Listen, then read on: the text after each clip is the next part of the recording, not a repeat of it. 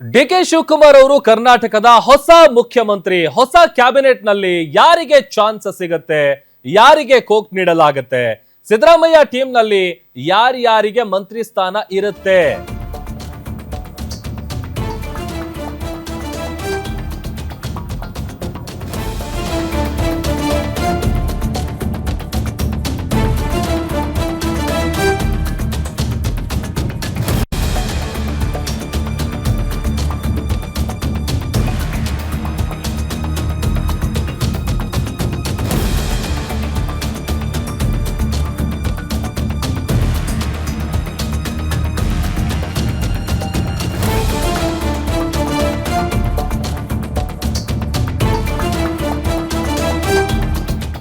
ಕರ್ನಾಟಕದ ಹೊಸ ಮುಖ್ಯಮಂತ್ರಿ, ಹೊಸ ಕ್ಯಾಬಿನೆಟ್ ನಲ್ಲಿ ಯಾರಿಗೆ ಚಾನ್ಸ್, ಯಾರಿಗೆ ಕೋಕ್? ಸಿದ್ದರಾಮಯ್ಯ ಟೀಮ್ ನಲ್ಲಿ ಯಾರ್ಯಾರಿಗೆ ಮಂತ್ರಿ ಸ್ಥಾನ? ಡಿಕೆ ಶಿವಕುಮಾರ್ ತಂಡದಲ್ಲಿ ಯಾರ್ಯಾರಿಗೆ ಸಚಿವ ಸ್ಥಾನ ನೀಡಲಾಗುತ್ತೆ? ರಾಜ್ಯದಲ್ಲಿ ಡಿಸಿಎಂ ಆಗುವ ಮೂವರು ನಾಯಕರು ಯಾರು? ಗ್ಯಾರಂಟಿ ನ್ಯೂಸ್ ನಲ್ಲಿ ಎಕ್ಸ್ಕ್ಲೂಸಿವ್ ರಿಪೋರ್ಟ್. ಈ ಎಲ್ಲ ಪ್ರಶ್ನೆಗಳೇನಿದೆಯಲ್ಲ, ಯಾರಿಗೆ ಸ್ಥಾನಮಾನವನ್ನ ನೀಡಲಾಗುತ್ತೆ, ಯಾರಿಗೆ ಈ ಬಾರಿ ಅವಕಾಶ ಕೊಡಲಾಗುತ್ತೆ, ಅಥವಾ ಯಾರಿಗೆ ಕೋಕ್ ನೀಡಲಾಗುತ್ತೆ? ಈ ಎಲ್ಲಾ ಪ್ರಶ್ನೆಗಳಿಗೆ ಸಂಬಂಧಪಟ್ಟಂತಹ ಎಕ್ಸ್ಕ್ಲೂಸಿವ್ ರಿಪೋರ್ಟ್ ನಿಮ್ಮ ಗ್ಯಾರಂಟಿ ನ್ಯೂಸ್ ನಲ್ಲಿ ಮಾತ್ರ.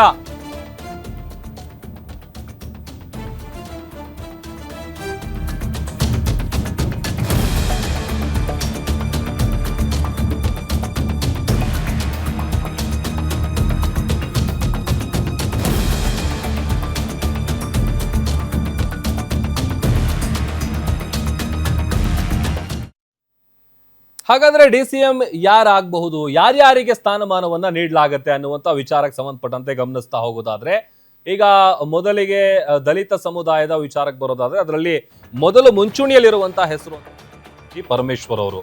ಬಿಕಾಸ್ ಡಾಕ್ಟರ್ ಜಿ ಪರಮೇಶ್ವರ್ ಅವರು ಕೂಡ ಪಕ್ಷದ ವಿಚಾರಕ್ಕೆ ಸಂಬಂಧಪಟ್ಟಂತೆ, ಅದರಲ್ಲೂ ಅವರಿಗೆ ಸಿಎಂ ಆಗುವಂತ ಕ್ಯಾಂಡಿಡೇಟ್ ಅಂತ ಹೇಳಿ ಪದೇ ಪದೇ ಚರ್ಚೆ ಆಗ್ತಾ ಇರುತ್ತೆ. ಬಟ್ ಈಗ ಹೆಚ್ಚುವರಿ ಡಿಸಿಎಂ ಮಾಡಿದಂತ ಸಂದರ್ಭದಲ್ಲಿ ಡಾಕ್ಟರ್ ಜಿ ಪರಮೇಶ್ವರ್ ಅವರಿಗೆ ಡಿಸಿಎಂ ಸ್ಥಾನಮಾನವನ್ನ ನೀಡಲಾಗುತ್ತೆ, ಅದು ದಲಿತ ಸಮುದಾಯದ ಕೋಟಾದಲ್ಲಿ. ಇನ್ನ ಲಿಂಗಾಯತ ವಿಚಾರಕ್ಕೆ ಬರೋದಾದ್ರೆ, ಪ್ರಬಲ ನಾಯಕರು ಎಂ ಬಿ ಪಾಟೀಲ್ ಅವ್ರದ್ದು ಕೂಡ ಅದರಲ್ಲೂ ಹೈಕಮಾಂಡ್ ಜೊತೆಗೆ ಒಳ್ಳೆ ರೀತಿಯಾದಂತ ಒಡನಾಟ ಇಟ್ಕೊಂಡಿದ್ದಾರೆ. ಜೊತೆಗೆ ಚುನಾವಣೆ ವಿಚಾರ ಬಂದಿರಬಹುದು, ಅಥವಾ ಎಲ್ಲಾ ರೀತಿಯಾದಂತ ಪಕ್ಷದ ವಿಚಾರಕ್ಕೆ ಬಂದಂತ ಸಂದರ್ಭದಲ್ಲಿ ಇವರ ಹೆಸರು ಕೂಡ ಮುಂಚೂಣಿಯಲ್ಲಿ ಬರ್ತಾ ಇರುತ್ತೆ. ಹಾಗಾಗಿ ಎಂ ಬಿ ಪಾಟೀಲ್ ಅವರಿಗೆ ಡಿಸಿಎಂ ಸ್ಥಾನವನ್ನ ನೀಡಲಾಗುತ್ತೆ.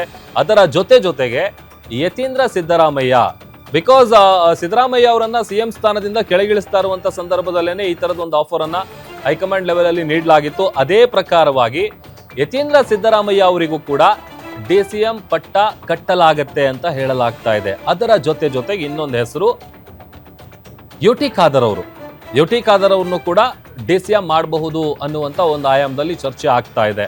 ಅಲ್ಲಿಗೆ ದಲಿತ ಕೋಟಾದಲ್ಲಿ doctor G Parameshwar, M B Patil, Yathindra Siddaramaiah, UT Khader. So almost 3 DCM ಹುದ್ದೆಗಳನ್ನ ಸೃಷ್ಟಿ ಮಾಡೋದು ಗ್ಯಾರಂಟಿ ಅನ್ನುವಂತ ವಿಚಾರ ಗೊತ್ತಾಗ್ತಾ ಇದೆ. ಆದ್ರೆ 3 ಆಗತ್ತಾ 4 ಆಗತ್ತಾ ಅನ್ನುವಂಥ ಸದ್ಯ ಇರುವಂತ ಕುತೂಹಲ. ಬಟ್ ಆಲ್ಮೋಸ್ಟ್ ಒಂದ್ ಸ್ವಲ್ಪ ಆ ಕಡೆ ಈ ಕಡೆ ಆದ್ರೂ ಕೂಡ ಆಲ್ಮೋಸ್ಟ್ ಇದೇ ನಾಯಕರಿಗೆ ಅವಕಾಶ ನೀಡಬಹುದಾದಂತ ಸಾಧ್ಯತೆ ಕೂಡ ದಟ್ಟವಾಗಿದೆ. ಮತ್ತೊಂದ್ ಕಡೆ ಈಗ ಆಲ್ರೆಡಿ ಸಿದ್ದರಾಮಯ್ಯ ಅವರೇನು ದೆಹಲಿಗೆ ಹೋದಂತ ಸಂದರ್ಭದಲ್ಲಿ ಒಂದು ಪಟ್ಟಿ ಹಿಡ್ಕೊಂಡು ಹೋಗಿದಾರಲ್ಲ, ಆ ಲಿಸ್ಟ್ ನಲ್ಲಿ ಯಾವ್ಯಾವ ನಾಯಕರಿದ್ದಾರೆ, ಯಾರ್ಯಾರ ಹೆಸರಿದೆ ಅನ್ನುವಂಥದ್ದನ್ನ ಒಂದ್ಸಲ ನಾವು ಗಮನಿಸ್ತಾ ಹೋಗೋದಾದ್ರೆ, ಅದರಲ್ಲಿ ಡಾಕ್ಟರ್ ಜಿ ಪರಮೇಶ್ವರು ಕೊರಟಗೆರೆ ಕ್ಷೇತ್ರ, ಯತೀಂದ್ರ ಸಿದ್ದರಾಮಯ್ಯ ಅವರು ವರ್ಣ ಕ್ಷೇತ್ರ, ಕೃಷ್ಣ ಬೈರೇಗೌಡರು ಬ್ಯಾಟ್ರಾಯನ್ಪುರ, ದಿನೇಶ್ ಗುಂಡೂರಾವ್ ಅವರು, ಭೈರತಿ ಸುರೇಶ್ ಅವರು, ಕೆಜೆ ಜಾರ್ಜು, ಜಮೀರ್ ಅಹಮದ್ ಖಾನು, ಆಮೇಲೆ ನಾರಾಯಣ ಸ್ವಾಮಿ ಅವರು, ನರೇಂದ್ರ ಸ್ವಾಮಿ, ಈಗಷ್ಟೇ ನಾವು ಮಾತನಾಡ್ತಾ ಇದ್ವಲ್ಲ ಮಳವಳ್ಳಿ, ಎಚ್.ಸಿ. ಮಹದೇವಪ್ಪ ಅವರು, ಇವರೆಲ್ಲರೂ ಕೂಡ ಸಿದ್ದರಾಮಯ್ಯ ಅವರ ಅತ್ಯಾಪ್ತ ಬಣದಲ್ಲಿ ಗುರುತಿಸಿಕೊಂಡಿರುವಂತ ನಾಯಕರು. ಇವರೆಲ್ಲರ ಹೆಸರುಗಳು ಕೂಡ ಇದೆ. ಪುಟ್ಟರಂಗ ಶೆಟ್ಟಿ ಅವರು, ಯುಟಿ ಖಾದರ್ ಅವರು, ಟಿ.ಬಿ. ಜಯಚಂದ್ರ, ಆಮೇಲೆ ಕೆ.ಎನ್. ರಾಜಣ್ಣ ಮಧುಗಿರಿ, ಸತೀಶ್ ಜಾರಕಿಹೊಳಿ ಅವರು, ಅಶೋಕ್ ಪಟ್ಟಣ್ ಅವರು, ಅಪ್ಪಾಜಿ ನಾಡಗೌಡ ಅವರು, M B Patil, BR. Patil, ಜೊತೆಗೆ ಪೊನ್ನಣ್ಣ, ಶಿವಲಿಂಗೇಗೌಡ, ಇವರೆಲ್ಲರ ಹೆಸರು ಕೂಡ ಇದೆ. ಸೊ ಅಲ್ಲಿಗೆ ಸಿದ್ದರಾಮಯ್ಯ ಅವರ ಲಿಸ್ಟ್ ನಲ್ಲಿರುವಂತ ನಾಯಕರ ಪಟ್ಟಿ ಇದು.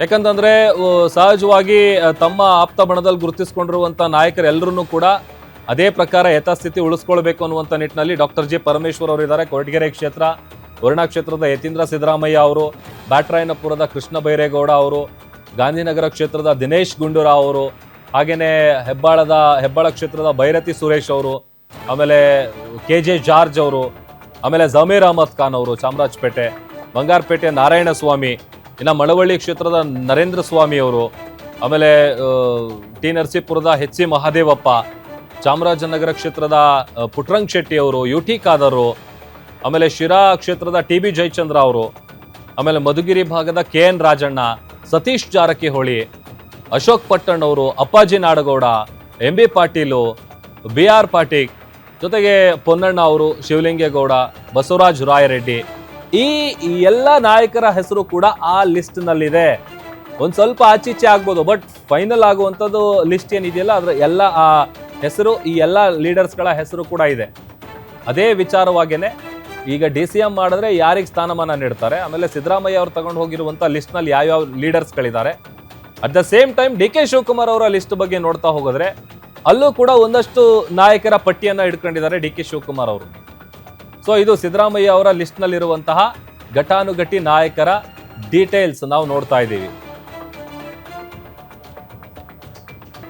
ಈಗ DCM ವಿಚಾರವಾಗಿ ನೋಡಿದ್ವಿ, ಯಾರ್ಯಾರಿಗೆ ಸ್ಥಾನಮಾನ ನೀಡಲಾಗುತ್ತೆ, ಜೊತೆಗೆ ಸಿದ್ದರಾಮಯ್ಯ ಅವರ ಲಿಸ್ಟ್ ನಲ್ಲಿ ಯಾವ್ಯಾವ ನಾಯಕರಿದ್ದಾರೆ ಅಂತ ನೋಡ್ತಾ ಹೋದ್ವಿ. ಈಗ DK ಶಿವಕುಮಾರ್ ಅವರ ವಿಚಾರಕ್ಕೆ ಬರೋದಾದ್ರೆ, DK ಶಿವಕುಮಾರ್ ಅವರ ಲಿಸ್ಟ್ ನಲ್ಲೂ ಕೂಡ ಒಂದಷ್ಟು ಘಟಾನುಘಟಿ ನಾಯಕರ ಹೆಸರಿದೆ. ಅದು ಯಾರ್ಯಾರು ಅನ್ನುವಂಥದ್ದನ್ನು ನೋಡ್ತಾ ಹೋಗೋಣ. ಶಾಂತಿನಗರ ಕ್ಷೇತ್ರದ NA ಹ್ಯಾರಿಸ್, ಹಾಗೇನೆ BTM ಲೇಔಟ್ನ ರಾಮಲಿಂಗಾರೆಡ್ಡಿ ಅವರ ಹೆಸರು ಕೂಡ ಇದೆ. ರಿಜ್ವಾನ್ ಅರ್ಷದ್, ಶಿವಾಜಿನಗರ, ಆಮೇಲೆ ಆನೇಕಲ್ ಶಿವಣ್ಣ ಅವರು ಕೂಡ ನನಗೂ ಈ ಬಾರಿ ಒಂದು ಅವಕಾಶ ಸಿಗುತ್ತೆ ಅನ್ನುವಂಥ ನಿಟ್ಟಿನಲ್ಲಿ ಆಸೆ ಇಟ್ಕೊಂಡಿದ್ದಾರೆ ಅಥವಾ ವಿಶ್ವಾಸ ವ್ಯಕ್ತಪಡಿಸಿದ್ದಾರೆ. ಆಮೇಲೆ PM ನರೇಂದ್ರ ಸ್ವಾಮಿ, ಹಾಗೇನೆ ಮಾಗಡಿಯ ಬಾಲಕೃಷ್ಣ ಅವರು, ಆಮೇಲೆ ಚಲುವರಾಯಸ್ವಾಮಿ ಅವರು, ಆಮೇಲೆ ತನ್ವೀರ್ ಸೇಠ್ ಅವರು, ಹಾಗೇನೆ TB ಜಯಚಂದ್ರ, ಶಿರಾ ಕ್ಷೇತ್ರದ TB ಜಯಚಂದ್ರ ಅವರು, ಗುಬ್ಬಿಯ ಶ್ರೀನಿವಾಸು ಇವರ ಹೆಸರು ಕೂಡ ಇದೆ. ಹಾಗೆ ಬಳ್ಳಾರಿಯ ನಾಗೇಂದ್ರ, ಬಳ್ಳಾರಿ ಗ್ರಾಮಾಂತರ, ಹಾಗೇನೆ ಶರತ್ ಬಚ್ಚೇಗೌಡ ಹೊಸಕೋಟೆ ಕ್ಷೇತ್ರದವರು, ಹಾಗೇನೆ ಲಕ್ಷ್ಮೀ ಹೆಬ್ಬಾಳ್ಕರ್ ಅವರ ಹೆಸರು ಕೂಡ ಇದೆ. ಲಕ್ಷ್ಮಣ ಸವದಿ, KH ಮುನಿಯಪ್ಪ ಅವರು, ಆಮೇಲೆ ರಘುಮೂರ್ತಿ ಚಳ್ಳಕೆರೆ ಕ್ಷೇತ್ರದವರು, ಸೊರಬ ಕ್ಷೇತ್ರದ ಮಧು ಬಂಗಾರಪ್ಪ ಅವರ ಹೆಸರಿದೆ. ಭದ್ರಾವತಿಯ ಸಂಗಮೇಶ್ ಅವರ ಹೆಸರಿದೆ. ಆಮೇಲೆ ಇಂಡಿ ಕ್ಷೇತ್ರದ ಯಶವಂತರಾಯಗೌಡ ಪಾಟೀಲ್ ಇವರ ಹೆಸರು ಕೂಡ ಇದೆ. ಇದು DK ಶಿವಕುಮಾರ್ ಅವರ ಲಿಸ್ಟ್ ನಲ್ಲಿರುವಂತಹ ನಾಯಕರ ಪಟ್ಟಿ. ಮಧು ಬಂಗಾರಪ್ಪ, ಸಂಗಮೇಶು, ಯಶವಂತರಾಯಗೌಡ ಪಾಟೀಲು, NA ಹ್ಯಾರಿಸು, ಜೊತೆಗೆ ರಾಮಲಿಂಗಾರೆಡ್ಡಿ ಅವರು, ರಿಜ್ವಾನ್ ಅರ್ಷದ್, ಶಿವಣ್ಣ ಅವರು, ಆನೇಕಲ್ ಶಿವಣ್ಣ. ಸೊ ಈ ಎಲ್ಲ ನಾಯಕರ ಹೆಸರು ಕೂಡ ಆ ಲಿಸ್ಟ್ನಲ್ಲಿದೆ. ಈಗ ಒಂದು ಹೈಕಮಾಂಡ್ ಲೆವೆಲಲ್ಲಿ ನಾಳೆ ನಡೆಯುವಂಥ ಮೆಗಾ ಮೀಟಿಂಗ್ನಲ್ಲಿ ಈ ಎಲ್ಲ ವಿಚಾರ ಫೈನಲೈಸ್ ಆಗುತ್ತೆ. ಬಟ್ ಸಿದ್ದರಾಮಯ್ಯ ಅವರು ತಮ್ಮ ಲಿಸ್ಟ್ ಪ್ರಕಾರ ಯಾರ್ಯಾರಿಗೆ ಉಳಿಸ್ಕೊಳ್ಬೇಕು ಅಥವಾ ಯಾರ್ಯಾರಿಗೆ ಸ್ಥಾನಮಾನ ನೀಡಬೇಕು ಈ ಎಲ್ಲ ವಿಚಾರವಾಗಿ ಚರ್ಚೆ ಮಾಡ್ತಾರೆ. ಇದು DCM ಹೆಚ್ಚುವರಿ DCM ಮಾಡಿದ್ರೆ ಯಾರಿಗೆ ಆ ಪಟ್ಟವನ್ನು ಕಟ್ಟಲಾಗತ್ತೆ, ಅದು ಯಾವ ಆಧಾರದ ಮೇಲೆ, ಅದರ ಜೊತೆಗೆ ಸಿದ್ದರಾಮಯ್ಯ ಅವರ ಲಿಸ್ಟ್ನಲ್ಲಿರುವಂಥ ನಾಯಕರು, DK ಶಿವಕುಮಾರ್ ಅವರ ಲಿಸ್ಟ್ನಲ್ಲಿರುವಂಥ ನಾಯಕರು ಈ ರೀತಿಯಾಗಿದ್ದಾರೆ. ಸೊ ಎಲ್ಲರೂ ಕೂಡ, ಅದರಲ್ಲೂ DK ಶಿವಕುಮಾರ್ ಅವರು ಈಗ ಮುಖ್ಯಮಂತ್ರಿ ಆಗ್ತಾ ಇರುವಂಥ ಕಾರಣಕ್ಕಾಗಿ ಆ ಹೊಸ ಸಂಪುಟದಲ್ಲಿ ನಮಗೆ ಒಂದು ಅವಕಾಶ ಸಿಗುತ್ತೆ ಅನ್ನುವಂಥ ವಿಶ್ವಾಸವನ್ನು ಇಟ್ಕೊಂಡಿದ್ದಾರೆ. ಹಾಗಾಗಿ ಈ ಲಿಸ್ಟ್ ಏನಿದೆ, ಇದೇ ಲಿಸ್ಟ್ ಆಲ್ಮೋಸ್ಟ್ ಅಲ್ಲಿ ಪ್ರಸ್ತಾಪ ಮಾಡಬಹುದಾದಂಥ ಸಾಧ್ಯತೆ ಇದೆ.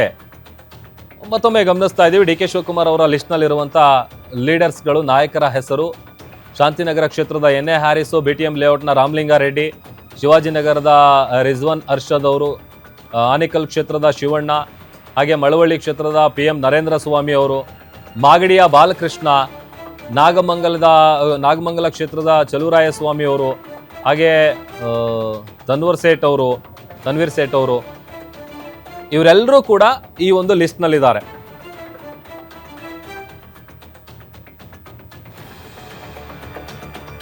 ಇದೇ ವಿಚಾರಕ್ಕೆ ಸಂಬಂಧಪಟ್ಟಂತೆ ಮತ್ತಷ್ಟು ಡೀಟೇಲ್ಸ್ ಕೊಡ್ತಾ ಹೋಗ್ತಾರೆ ನಮ್ಮ political bureau head Maruti Pavagada live join ಆಗ್ತಾ ಇದ್ದಾರೆ. ಮಾರುತಿ, ಈಗ ಹೆಚ್ಚುವರಿ DCM ಮಾಡಿದ್ರೆ ಯಾರ್ಯಾರಿಗೆ ನೀಡ್ತಾರೆ ಅಂತ ಹೇಳಿ ನೀವು ಆಗ್ಲೇ ಹೇಳ್ತಾ ಇದ್ರಿ. ಜೊತೆಗೆ ಈ ಒಂದು ಪಟ್ಟಿ ಏನ್ ರೆಡಿ ಮಾಡ್ಕೊಂಡು ಹೋಗಿದಾರಲ್ಲ ಸಿದ್ದರಾಮಯ್ಯ ಅಥವಾ DK ಶಿವಕುಮಾರ್ ಇಬ್ರು ಕೂಡ, ಆ ಲಿಸ್ಟ್ ನಲ್ಲಿ ಇರುವಂತ ನಾಯಕರೇನಿದ್ದಾರೆ ಆಲ್ಮೋಸ್ಟ್ ಅವರೇ ಇರ್ತಾರ ಅಥವಾ ನಾಳೆ ಇದಕ್ಕೆ ಸಂಬಂಧಪಟ್ಟಂತೆ ಚರ್ಚೆ ಆಗುತ್ತಲ್ಲ, ಇದ್ರ ಬಗ್ಗೆ ಏನ್ ಡೀಟೇಲ್ಸ್ ಇದೆ ಈಗ ಮಾರುತಿ?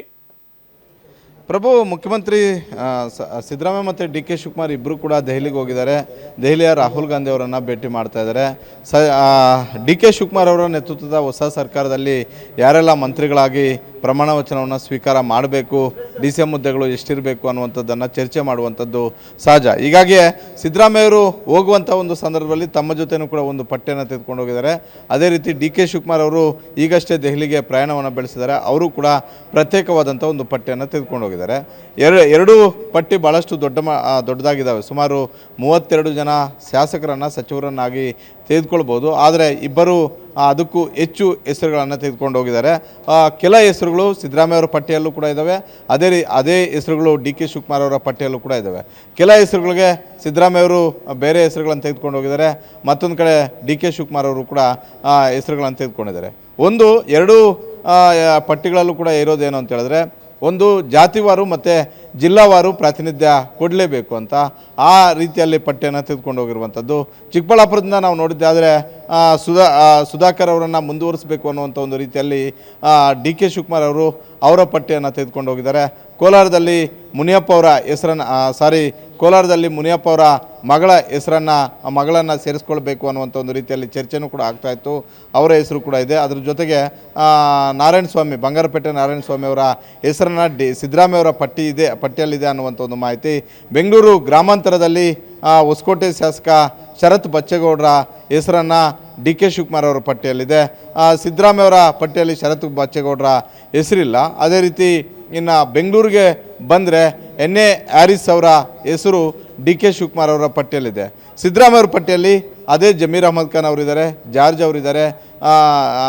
ಅವರಿದ್ದಾರೆ, ಬೈರತಿ ಸುರೇಶ್ ಅವರಿದ್ದಾರೆ, ದಿನೇಶ್ ಗುಂಡ್ರಾವ್ ಅವರಿದ್ದಾರೆ, ಕೃಷ್ಣ ಬೈರೇಗೌಡರಿದ್ದಾರೆ. ರಾಮಲಿಂಗಾರೆಡ್ಡಿ ಅವರ ಹೆಸರು ಡಿ ಕೆ ಶಿವಕುಮಾರ್ ಅವರ ಪಟ್ಟಿಯಲ್ಲಿದೆ. ಆನೇಕಲ್ ಕ್ಷೇತ್ರದ ಶಾಸಕ ಶಿವಣ್ಣ ಅವರ ಹೆಸರು ಡಿ ಕೆ ಶಿವಕುಮಾರ್ ಅವರ ಪಟ್ಟಿಯಲ್ಲಿದೆ ಅನ್ನುವಂಥ ಒಂದು ಮಾಹಿತಿ ಸಿಗ್ತಾ ಇರುವಂಥದ್ದು. ಬೆಂಗಳೂರು ದಕ್ಷಿಣ ಅಂದರೆ ರಾಮನಗರ ಜಿಲ್ಲೆಗೆ ನಾವು ಬಂದಿದ್ದಾದರೆ, ರಾಮನಗರ ಜಿಲ್ಲೆಯ ಶಾಸಕರೇ ಈಗ ಸಿ ಎಂ ಆಗ್ತಾ ಇದ್ದಾರೆ. ಸಹಜವಾಗಿ ಆ ಜಿಲ್ಲೆಗೆ ಸಚಿವ ಸ್ಥಾನ ಸಿಗುತ್ತೆ ಇಲ್ವೋ ಗೊತ್ತಿಲ್ಲ. ಆದರೆ ಮಾಗಡಿ ಶಾಸಕ ಬಾಲಕೃಷ್ಣ ಮೊದಲಿಂದಲೂ ಕೂಡ ಡಿ ಕೆ ಶಿವಕುಮಾರ್ ಮುಖ್ಯಮಂತ್ರಿ ಆಗಬೇಕು ಅನ್ನುವಂಥ ಪದೇ ಹೇಳಿಕೆಗಳು ಕೊಡ್ತಿದ್ದಂಥವರಲ್ಲಿ ಹಲವರಲ್ಲಿ ಬಾಲಕೃಷ್ಣ ಮೊದಲನೇ ಅವರು ಅಂತಲೇ ಹೇಳ್ಬೋದು. ಅದರಲ್ಲೂ ಕೆ ಎನ್ ರಾಜನ್ ಅವ್ರಿಗೆ ಜಿದ್ದಿಗೆ ಬಿದ್ದು ಪೈಪೋಟಿ ರೀತಿಯಲ್ಲಿ ಹೇಳಿಕೆಗಳನ್ನು ಕೊಡ್ತಿದ್ದಂಥವರು ಮಾಗಡಿ ಬಾಲಕೃಷ್ಣ ಅವರ ಹೆಸರು ಕೂಡ ತೆಗೆದುಕೊಂಡು ಹೋಗಿದ್ದಾರೆ ಅನ್ನುವಂಥ ಒಂದು ಮಾಹಿತಿ ಸಿಗ್ತಾ ಇದೆ. ಈಗ ಹಾಲಿ ಸಚಿವರಾಗಿರುವಂಥ